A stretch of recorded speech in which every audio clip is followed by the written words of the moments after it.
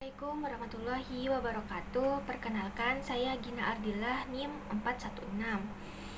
Kami dari kelompok 6 akan mempresentasikan hasil kerja kami, di mana kami akan menjelaskan terkait permasalahan yang sebelumnya banyak dihadapi oleh masyarakat dan pemerintah, yaitu masalah tentang anak jalanan yang mengganggu aktivitas publik di kota Surabaya.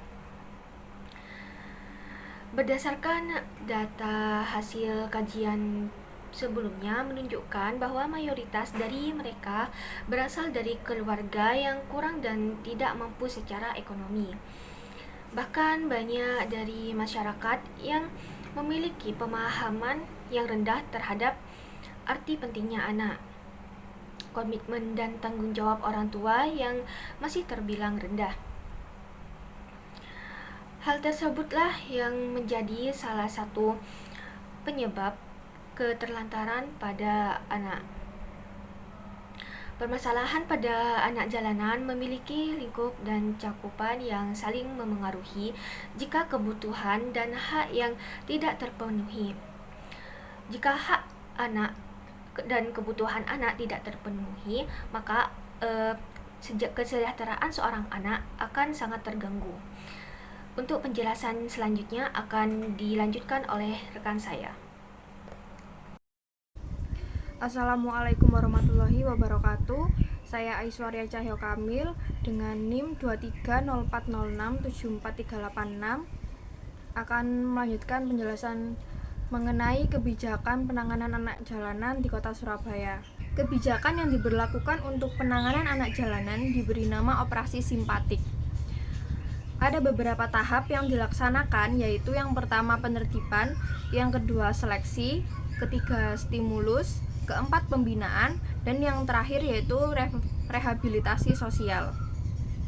Penertiban ini dilaksanakan setiap bulan dan melibatkan instansi terkait, yaitu Badan Kesatuan Bangsa dan Perlindungan Masyarakat atau biasa disebut dengan Bakes Banglinmas. Selanjutnya ada Polwiltabes dan Dinas Polisi Pamung Praja Dispol PP. Setelah para anak jalanan terjaring, maka akan dilakukan seleksi apakah mereka berasal dari Surabaya atau luar Surabaya. Kemudian akan diseleksi kondisi fisik mereka. Jika sakit secara fisik akan diserahkan kepada Dinas Kesehatan Surabaya, dan jika ada mengalami gangguan jiwa akan diserahkan kepada Rumah Sakit Jiwa Menur Surabaya. Jika ada yang teridentifikasi memiliki potensial, akan dilakukan pembinaan di lingkungan pondok sosial yang berlokasi di Keputih Sukolilo, Surabaya.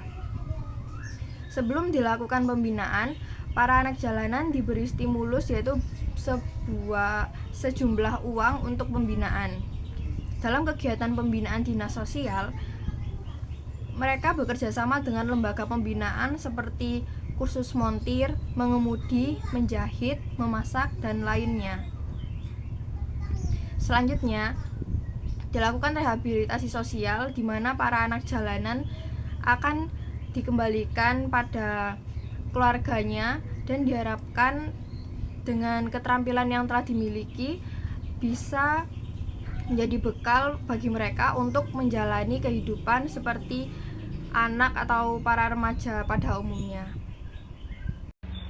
Perkenalkan, nama saya Ravansa Putra Wahyudi, NIM 230406749393. Saya dari kelompok 6 Kebijakan Publik kelas 2023H. Di sini saya akan menjelaskan tentang kendala dalam menjalankan kebijakan tentang anak jalanan. Jadi, sulitnya membujuk anak jalanan untuk datang ke kantor polisi untuk mendapatkan pembinaan merupakan salah satu kendala yang sering terjadi pada saat ini.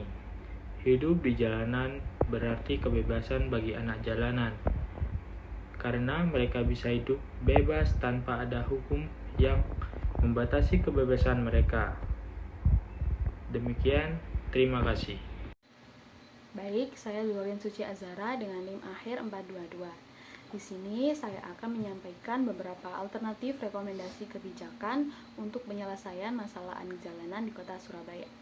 Mungkin pemerintah Kota Surabaya bisa membentuk suatu program khusus untuk pemberdayaan anak jalanan. Dinas sosial sebagai elemen pemerintah harus menangani secara langsung masalah anak jalanan ini dengan melakukan kerjasama dengan lembaga pendidikan, pesantren, sekolah, maupun rumah singgah yang ada di Kota Surabaya. Kemudian, pemerintah juga harus memberikan pembinaan sesuai dengan kebutuhan anak jalanan. Bagi yang turun ke jalan karena himpitan ekonomi keluarga, perlu diberikan bekal keterampilan yang benar-benar bisa digunakan untuk perwira swasta. Sedangkan bagi yang turun ke jalan karena masalah keluarga dan ikut-ikutan teman maupun pergaulan, bisa dilakukan pendekatan secara mental spiritual agar bisa menjadi pribadi yang kuat. Dan bagi anak jalanan yang masih usia sekolah harus dikembalikan ke sekolah dengan pembebasan biaya sekolah. Namun, mereka juga tetap diberi pembinaan agar memiliki keahlian untuk perwira swasta. Sekian pemaparan materi dari kelompok 6 mengenai analisis penanganan anak jalanan di Kota Surabaya. Mohon maaf apabila ada salah kata maupun penyampaian. Terima kasih atas perhatiannya. Wassalamualaikum warahmatullahi wabarakatuh.